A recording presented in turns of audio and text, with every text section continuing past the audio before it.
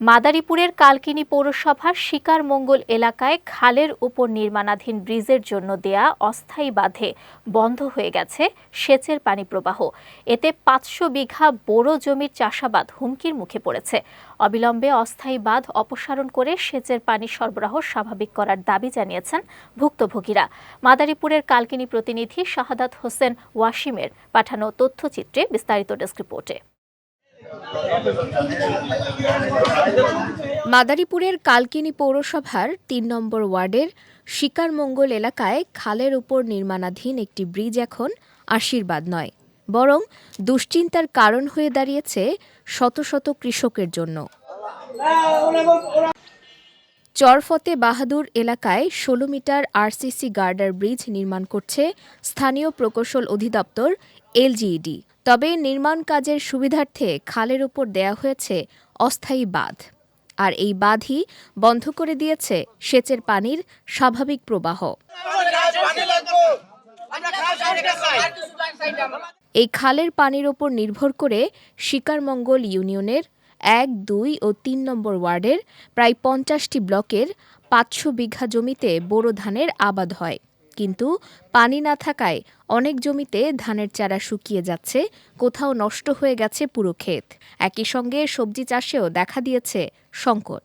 স্থানীয় কৃষকদের দাবি, সময়মতো সেচ না পেলে ফসল ঘরে তোলা সম্ভব হবে না। আমাগো ব্রিজ করতে আছে খালে বান দিয়া, এই জন্যে আমাগো কৃষকের ব্লকগুলি চলতে আছে না। অনেক ব্লক, সাথে সাথে ব্লক আছে, এই ৩টা অট মিল্লা। সার দিতে আইছি, সার দিতে পারতেছি না। এখন সারলে আমি বাড়িতে ফিরে যাই। আমরা পানির কারণে আমরা জমি লাগাইতে পারি নাই। আমাদের এই ব্রিজে অনেক সমস্যা হইতেছে, ৫০টা ব্লকের ধান নষ্ট হইতেছে।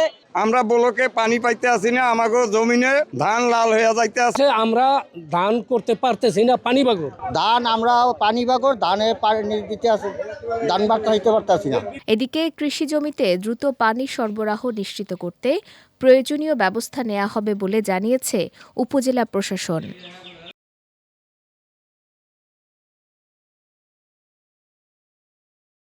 খালের ভেতর দিয়ে পানি যাওয়ার ব্যাপারটি, পানি যেতে পারতেছে না, এই ব্যাপারে আমরা অবগত হয়েছি। ইতিমধ্যে আমরা ঠিকাদারের সাথে কথা বলেছি এবং উনি এই আমার কৃষক ভাইরা যেন সহজেই শেষ কার্য পরিচালনা করতে পারে, তার জন্য ওনারা ইতিমধ্যে ব্যবস্থা নিয়েছে। কালকিনি উপজেলার শিকারমঙ্গলে এলজিডি কর্তৃক যে ব্রিজ নির্মিত হচ্ছে, সেখানে পানি প্রবাহ সংক্রান্ত একটু জটিলতা রয়েছে।